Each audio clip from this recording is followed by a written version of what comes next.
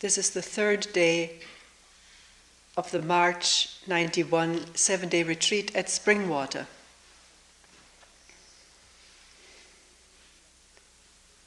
I'll read again some of the questions I've jotted down, sometimes hours later.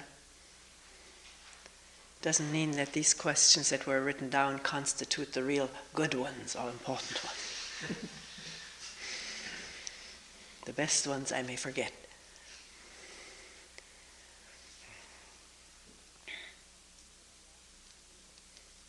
I'm a teacher, and I find that a lot of the momentum behind my work is the compulsion to perform to perfection, to control, to be secure, to be liked, and to be rated tops. And this is also what I feel society, students, university administration expects and fosters in the teachers. Doing another kind of teaching, like questioning, not constantly controlling, instead maybe pausing, not knowing, not performing and entertaining all the time, feels tremendously risky. Yet I also feel that would not be fakey.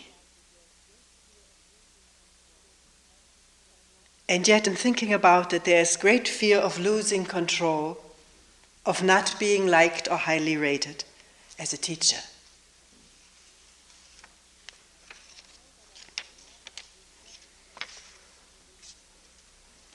I know that I have a lot of repressed anger within me. And I really don't know how to get at it or to get it out.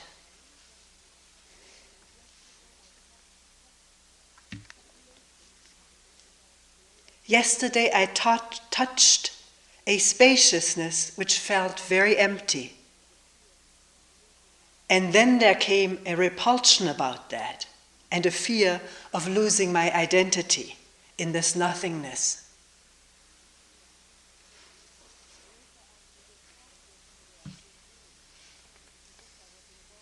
Later, after your talk yesterday, I had a dream in which I was in a boat. I fell down and was afraid of falling into the unclear waters. I woke up fully sensing this body in fear. Could it be that listening to your talk arouses fear? I'm also wondering if there is in human beings a basic, primal fear of the unknown.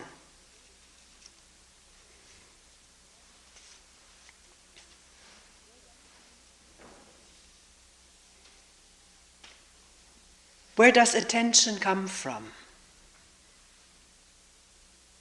Is there anything we can do that will lead up to it? I used to think it was willpower bringing about attention, but I don't think this any longer.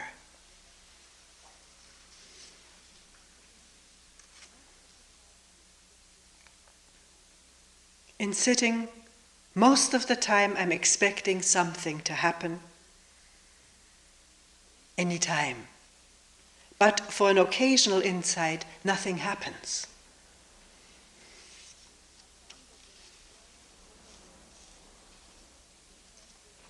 I find that when I'm tired, overworked, then anger and fear crop up much easier.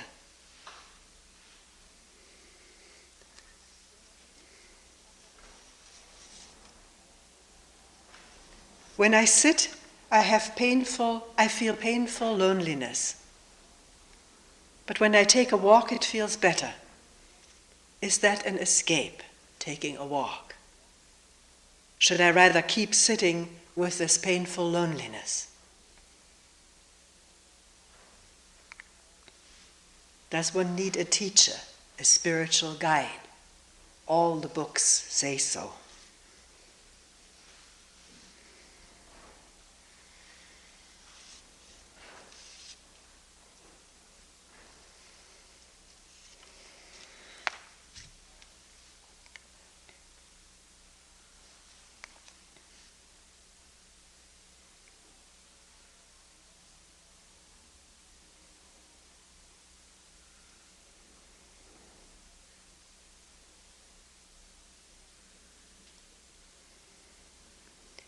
Just since the last question keeps resonating in the mind, does one need a teacher, a spiritual guide?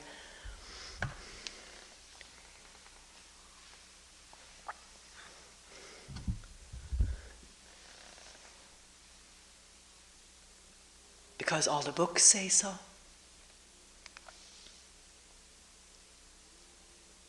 And of course the teachers say so too.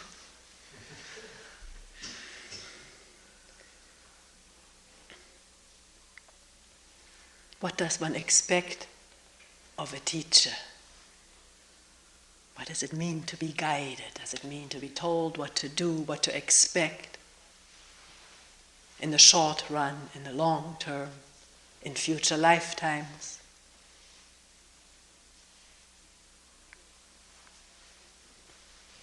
Does one need a teacher to make one feel secure? Because the teacher may say, do what I say and I will take care of you.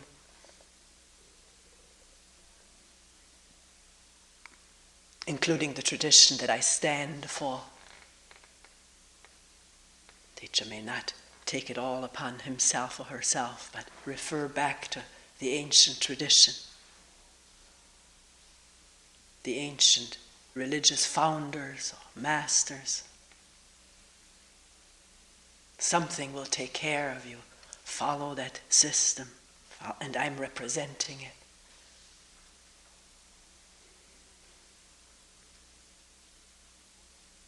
Does one need a teacher to tell one where one finds oneself on the path, to evaluate one's actions, one's practice?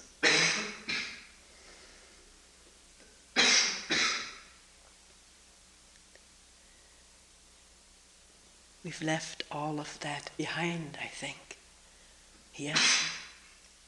And yet someone is giving all the talks. Meetings, holding meetings, is there at the meetings.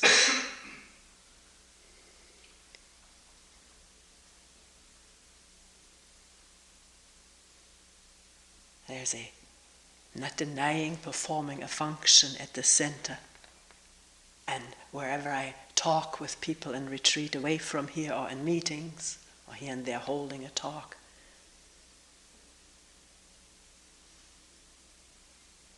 I don't hold talks away on my own initiative. I only hold it after long consideration when someone invites me, because I don't like to go someplace and hold a talk. Within a retreat, it evolves, it emerges. But just to go someplace and post posters and say I'm going to give a talk, it's very hard on me. Never look forward to it. Then when the thing is in process, then it's all right. So the function here is to put into words what is seen and felt very strongly, and seen as necessary to be shared and to be seen by others, alone and together. Because there's a realization of the danger of living in ignorance, in unawareness of what moves us, propels us, compels us, frightens us, makes us expect and demand and want.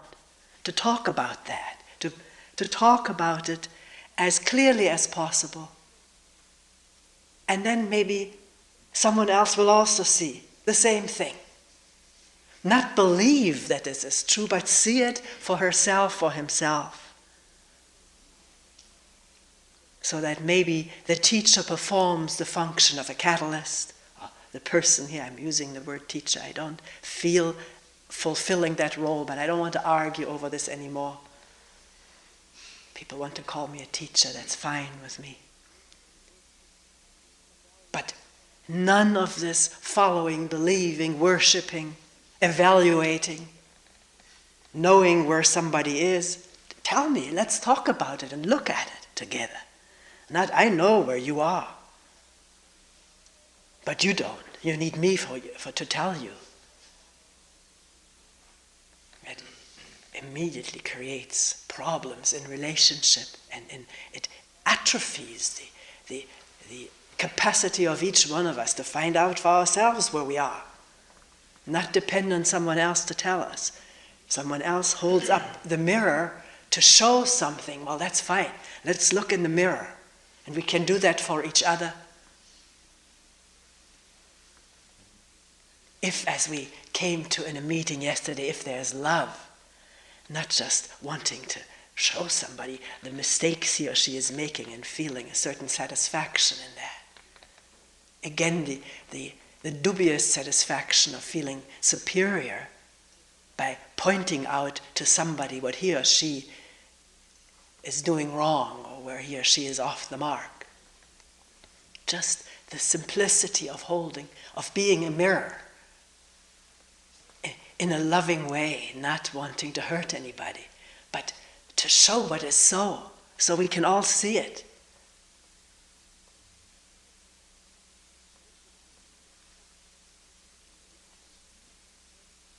If this is what can happen and can maybe happen here, then one will come here. If one really wants to find out about oneself and our relationship among each other. And if a dependency evolves, can that too be looked at, shown, a mirror held up, so we see our dependencies on each other? Not immediately, what am I going to do about it? I won't come here anymore because I feel I'm getting dependent on this place or on the person. But to see what is happening and understand it intelligently. That intelligent seeing has its own action. Doesn't need the ruminations and decision makings of the me, which are always all over the place and never satisfying ultimately, because I could have done something else. Maybe I should have.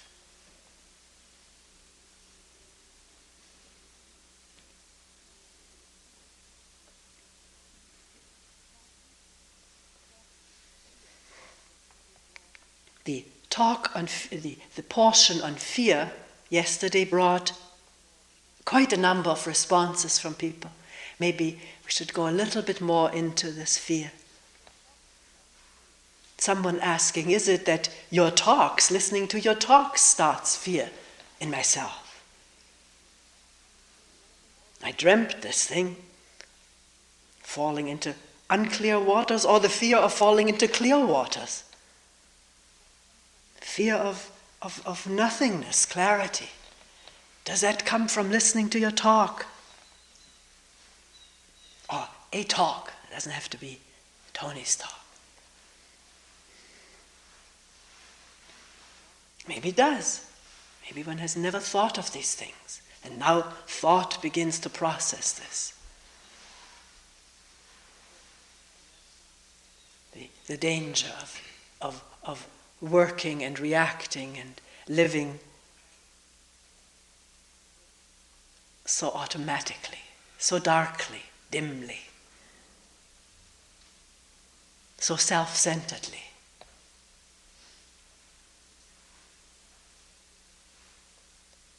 One begins to listen, one begins to look, and as some people have reported over the years who've been very conscientiously observing after hearing a talk about self or me, report, I'm aghast that everything I do, think or react or comes from a self-center, is self-centeredly motivated. It's true. Almost everything we do is. And we're aghast because we think we're not. We're selfless, altruistic, only thinking or mostly thinking of others, always doing things for others, never for myself. But in examining our doing things for others, what reveals itself so much of the time is also a self-centered motive. I would feel guilty if I didn't. I feel better if I do. I feel good, as the teacher said, if my students like what I'm doing. So I work hard, prepare tremendously for these lectures so that they're satisfied, they're getting what they want. And I get what I want, satisfaction of being a good teacher and well-liked and well-rated. So if one were to doubt all of these images we have of ourselves, of being altruistic and greatly other-oriented, or if we could just doubt all of these images, not put our faith in them and watch what is there, then we will just see what's there and don't need to be aghast. The surprise or upset comes from the comparison of what is observed with the image we have of ourselves. But why do we have to nurture images rather than nurture looking what's there in this human being who represents all human beings?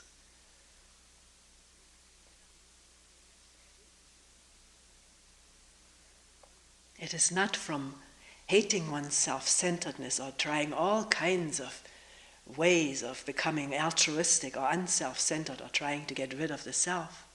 It's not from those practices that self diminishes. It is from having insight into it and understanding it intelligently from moment to moment as it emerges or unmerges in the seeing. Because in the seeing, if there is intelligence, one sees the danger, the narrowness of it, the constriction, the prevention in a relationship, and so forth. So one doesn't have to judge it. It all becomes very apparent. And if one realizes one doesn't have to think this way or proceed this way at this instant, it's a tremendous relief and an opening to what's there in oneself and everyone else and all around us.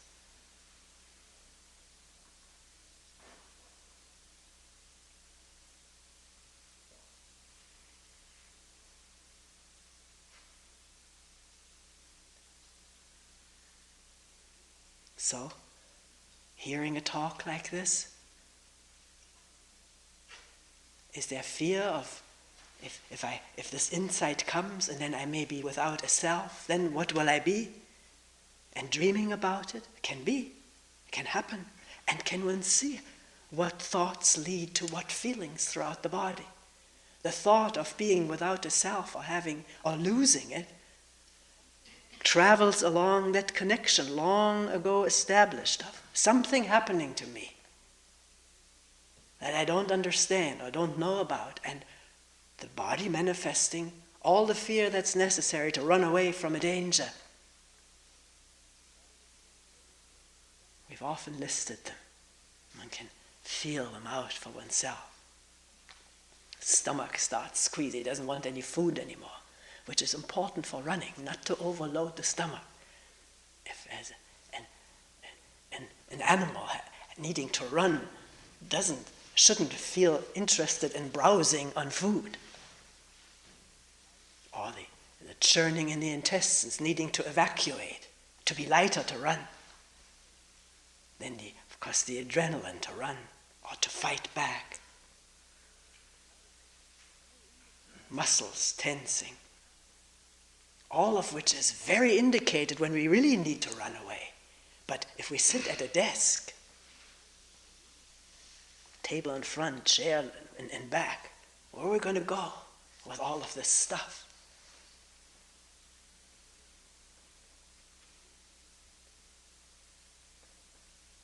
Here, sitting on the mat, where are we going to go with it? Run is fine to run, it's all right. It's nothing wrong with taking a walk. But it's also all right to plunge into what this all is and feel it out to the end, not stopping in the middle.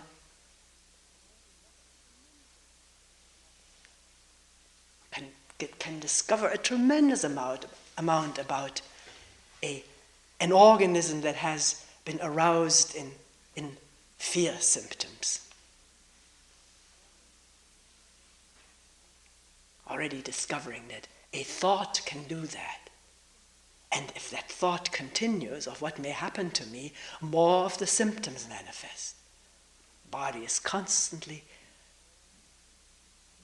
primed, mobilized, activated to respond to what fear originally indicates. Danger, run away. or fight back. So we were talking about this, and I don't think I mentioned that yesterday in the talk here.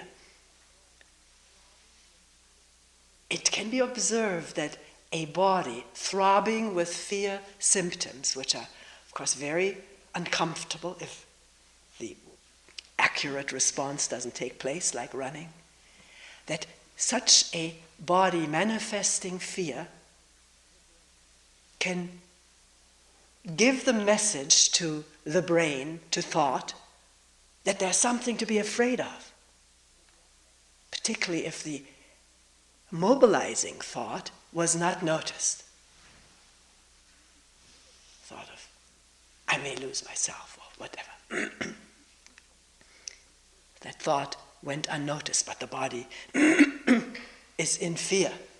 And now this feeling afraid signals to the brain that there's something to be afraid of, just because one feels that way. There's a tremendous discovery to make. And the brain will scan its files for something to be afraid of, and it can find plenty all the time. Something that may be dangerous around here. And then that thought keeps the body going, manifesting what we've just all described.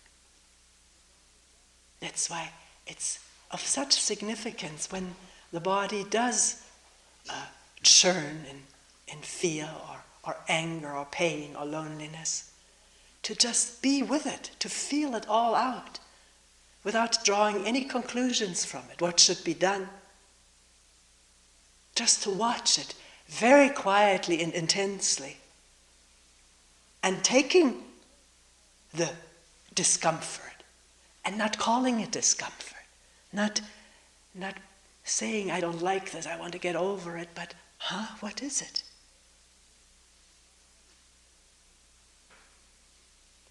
Not adding to this thing, but leaving it just as it is and watching it. And it will change instantly. Not go away completely, but it will not be this threatening thing which keeps inciting the brain to think of danger and fearful events that may happen to me. By just being there with this. Or if fearful things are thought about, then to see the connection of the input to the output.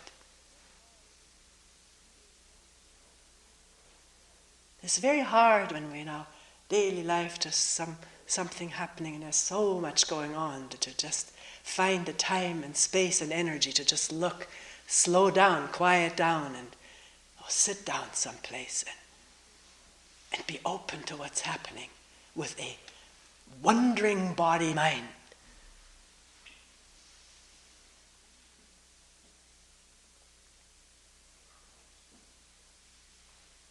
So then the question was brought up, is there a basic primal fear in us of the unknown?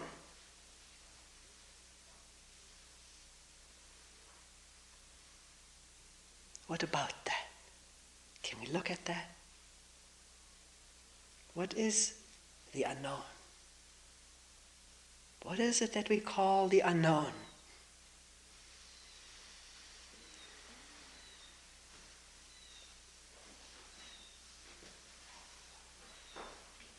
Is it an already made, ready-made concept that has been kicking around for a long time? Is the unknown a concept? Then it is something known, and a concept, an idea. An idea which has attributes to it, something dangerous, something risky. All of this is projection of thought. See, it is quite clear, isn't it, that thought cannot think of not thinking. It can think about it, but it has to stop thinking for something else, for something other than thought to be. Thought cannot manage that, and thought thinks it's all powerful, it can manage everything. And when its limitations are brought home, then there's fear. That thought may not be able to manage everything. Because whenever a problem arises, we can all attest to that. It is thought that kicks in and tries to solve this problem by imagining it. How will it be? How will I resolve it? Or how will others help me? And so forth. Or thinking it out. But thought cannot think about the unknown because that's without thought. And that frightens thought. And frightened thought starts the body going.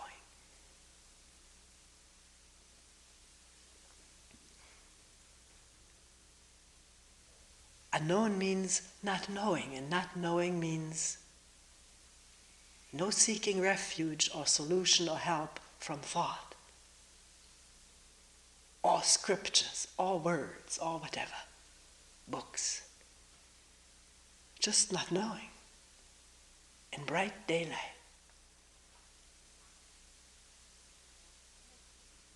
And in fact, thought does at times slow down or stay quiet. And one person remarking, suddenly a spaciousness, emptiness. But then immediately thought rearing up, will I lose my identity? This nothingness is scary. I may lose my identity. That is not nothingness, that is not spaciousness, that's the operation of thought causing the scare. Do you see that? It's not the emptiness, not the spacious silence, but the thought about it, what it could mean, what it could bring, and imagining that in very, in inaccurate ways. Of course, a sentence like, I may lose my identity, can have tremendous impact right smack on the solar plexus or the intestines or the stomach or head or everything. I may lose my identity. But what is my identity? Let's find out what I'm afraid of losing.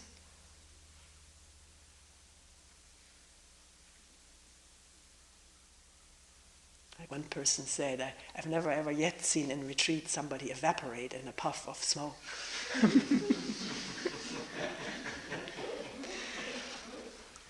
I didn't ask him whether that was a comfort.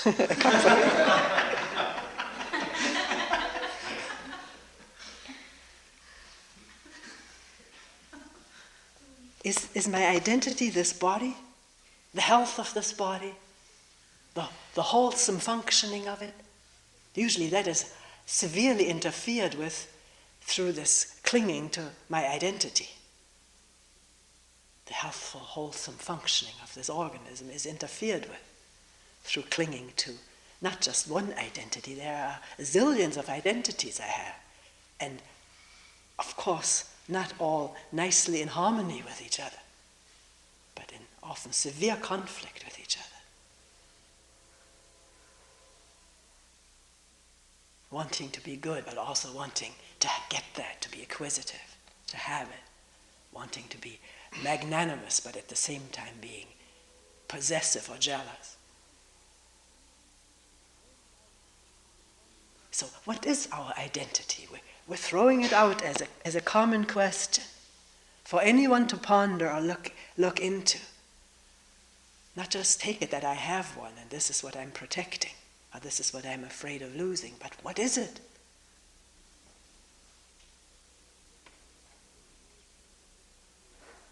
And not to take somebody's word for it that this body is not my identity, because I may be strongly identified with this body. Telling myself, this is me, this is mine.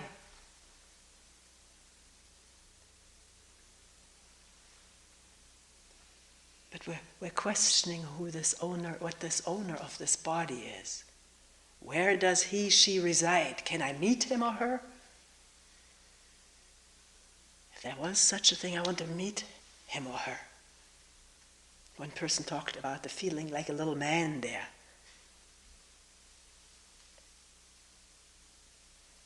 Behind the eyes or so.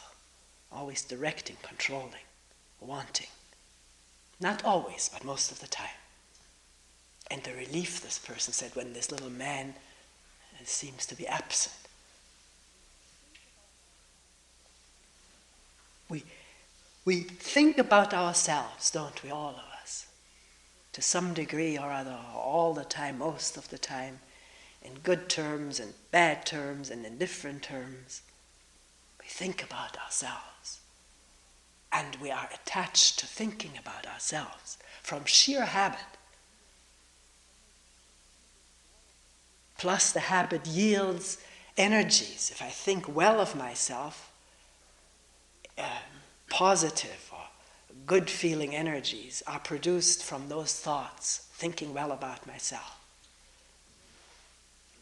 If I think poorly about myself, negative energies or depressive energies are generated throughout this body. And to either one or both, there may be addiction, but just because it has always taken place. Thoughts that elicit certain chemicals which are felt as energies throughout the body, or which mobilize energies, we form an addiction is formed, a dependency, not just to substances we take from the outside, but to thinking certain thoughts which bring certain feelings and energies. Can one look into that, whether this is so, to trace it, to spot it, to illuminate?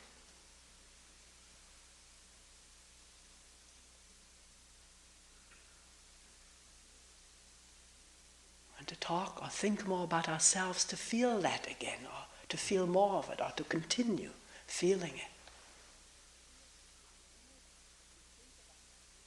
And because we feel energies when we think about ourselves, we think we're real because of these energies. The very concrete, palpable response of this physical organism to the thoughts that travel, wherever they're traveling,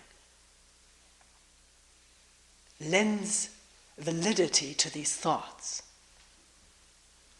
of me, my identity, what I am. And I can quickly picture myself and feel what the picture elicits. And therefore, this picture represents something real.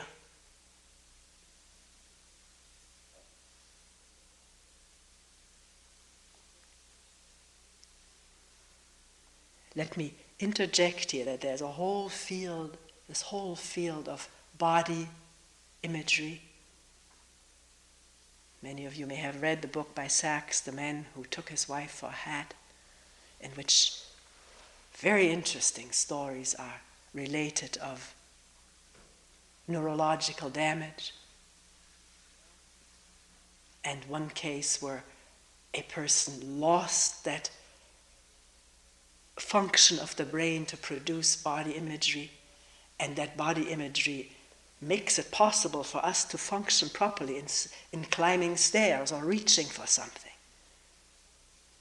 In our complete functioning daily, we need some proprioception, perceiving ourselves concretely.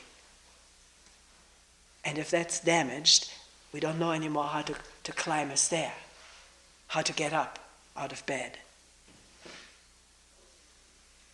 I'm not talking about that kind of imagery, which is there automatically and healthfully necessary. I'm talking about this imagery with value we talked about earlier. What I value, what I am identified with, my country, my group, my profession, my clothes, my possessions, my husband or wife, my capacities, talents, looks, you name it. and gaining energy or depression through these images. I mentioned the so-called positive. On the other side is all the negative stuff we think about ourselves. And yet, in talking over many, many years to many, many people, it's amazing how tenaciously we cling to negative imagery about ourselves. How incapable we are, inferior, damaged,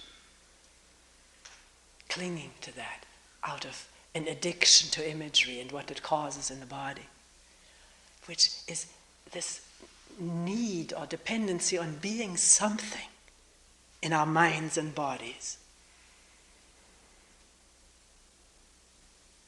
And this thought occurring to a person who for a moment was in a state of no divisive imagery. And then the thought, am I losing my identity?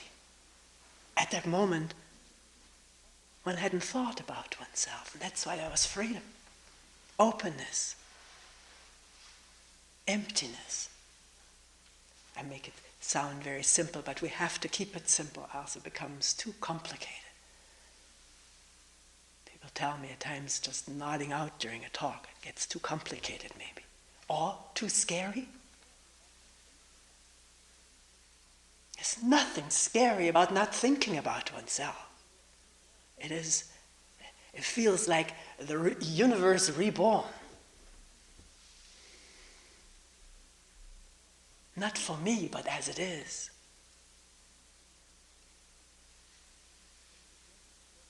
And there's nothing detrimental or devastating to this organism when one doesn't constantly think about oneself. It functions better, less blocked, less impacted.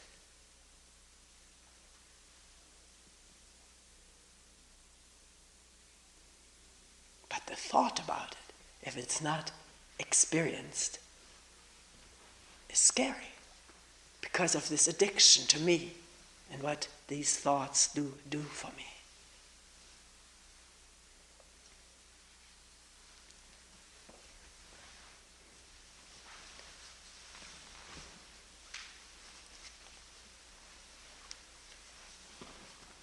Maybe we should also mention that if one, as we all have, done a lifetime of thinking about oneself and this dependency or addiction existing,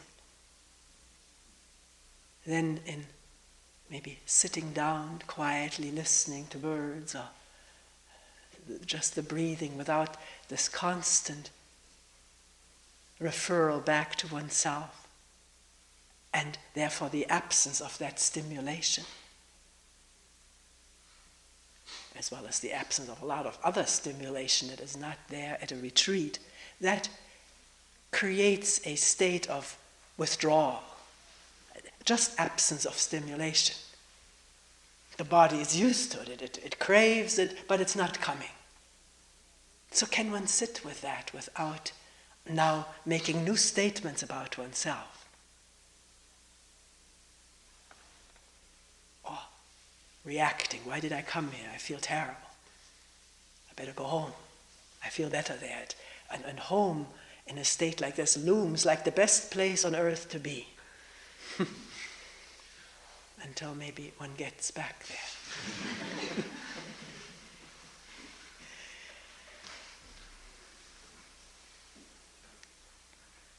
So it's quite natural, isn't it, for a body that has been bombarded in its daily, moment-to-moment living by 10,000 or 100,000 stimuli, not just thinking about oneself, but the noise, the radio, the activity, all the stuff.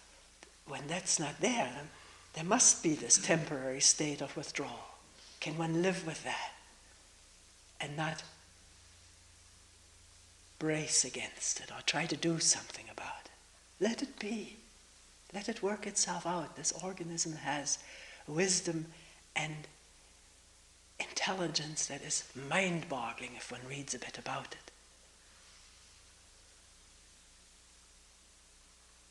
We don't know. We don't know about that. I mean, we make research into it, and then we create a body of knowledge about it.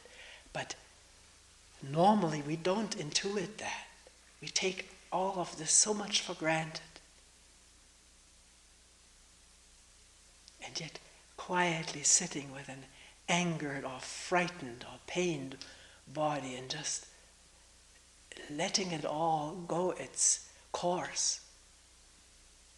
It's amazing how the body comes to balance again, to quiet.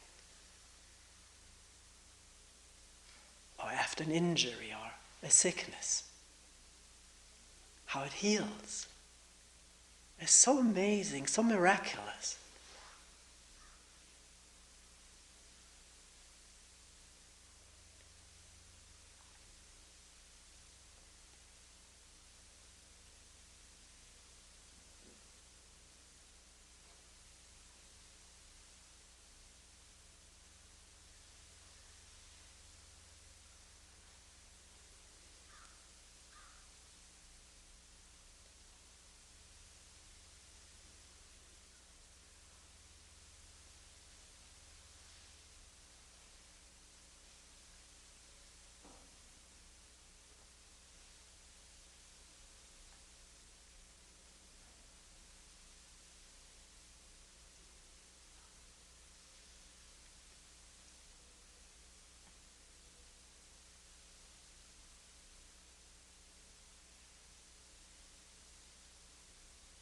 We didn't touch upon the loneliness, we've touched upon anger and fear and pain.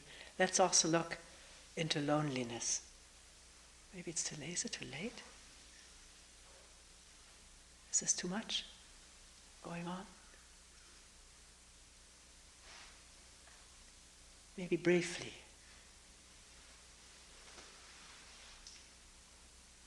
When did this start? 27? 10:27. Maybe we've said enough. I don't know, I think you could go on. This is what we're here for. I get a few nods, so I go on a little bit more. Now somebody will say, see, you like doing it.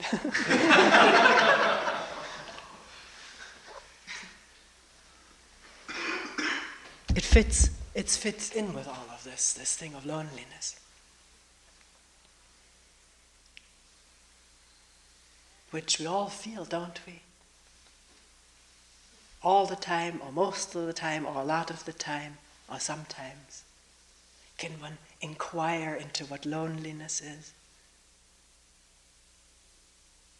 Feeling lonely, what do we mean when we say, I feel so lonely, painfully lonely?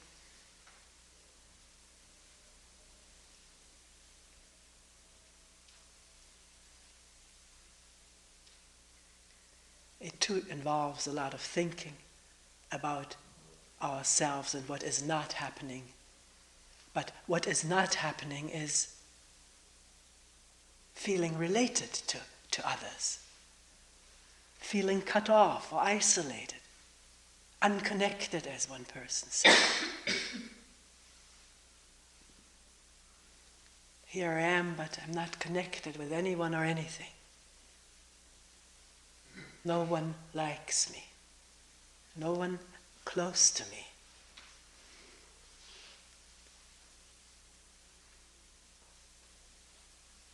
Can happen particularly in a retreat because we don't talk with each other. And that may bring it out, bring it to the fore.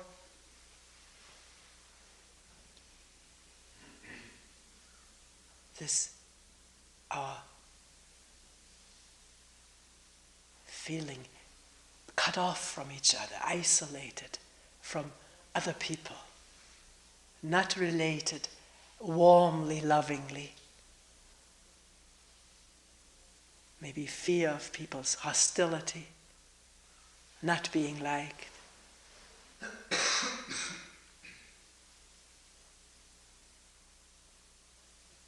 And is one caught up in this by thinking about it?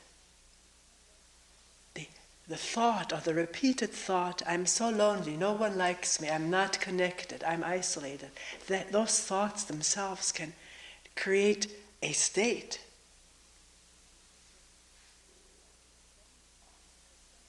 which affects our responses, our perceptions.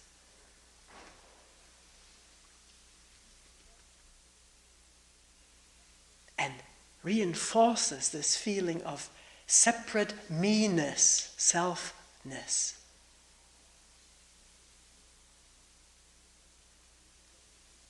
It strengthens it, doesn't it? To think about one's loneliness, one's cut-offness.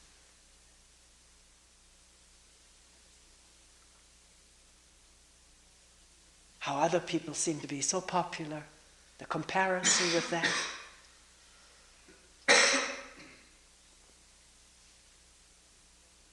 Comparing ourselves reinforces our feeling of separate me-ness, doesn't it?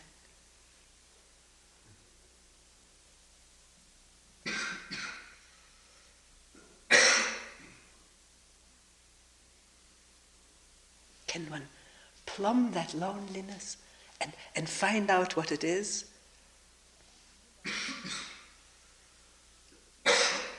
No longer thinking about it, but delving into it. Being that and feeling it out. With a mind that does not judge it, does not evaluate it, does not compare with others. With a mind that does not separate itself as me who is lonely, who has this loneliness. That's just, what is there? What is it? I want to feel it out completely. Go to the bottom of it. All of these are metaphors, not to be taken too literal.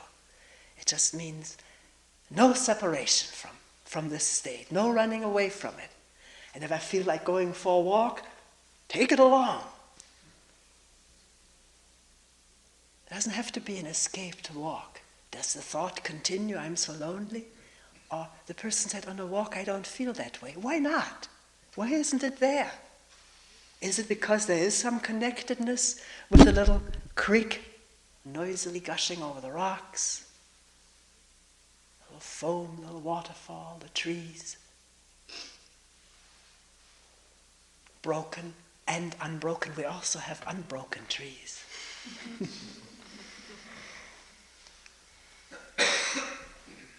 Is that why there's less loneliness? Just because one doesn't think so much about oneself?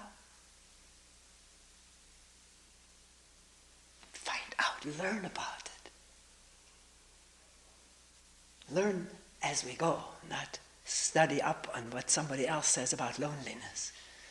It's all here. It's right here in evidence and explorable, discoverable. And when there's no separation from it, then there's no feeling of disconnectedness.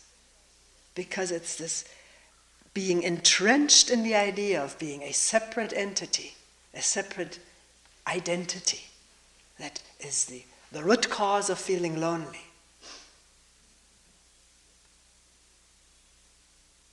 And that's, of course, rooted in thoughts about oneself.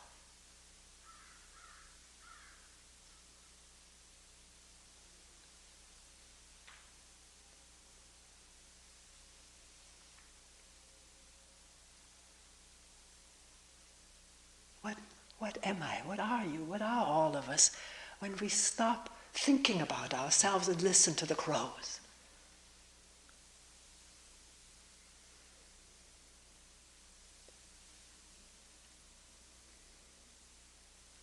And please, I'm not saying don't think about yourself, but see what it does when it happens. And see it with a mind that is not there to come down on itself, criticize or find fault with itself, but to learn about itself. Because it's the human mind we're studying and looking at and delving into. Not just my individual mind.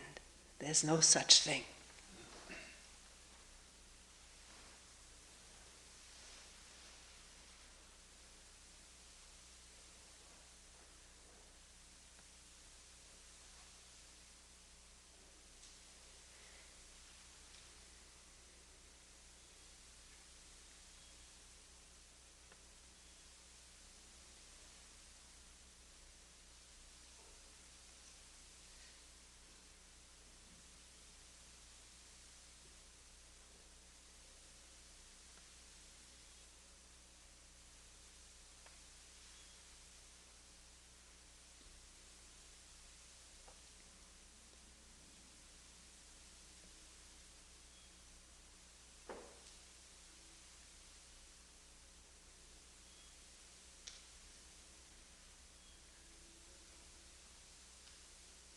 we will end here for today.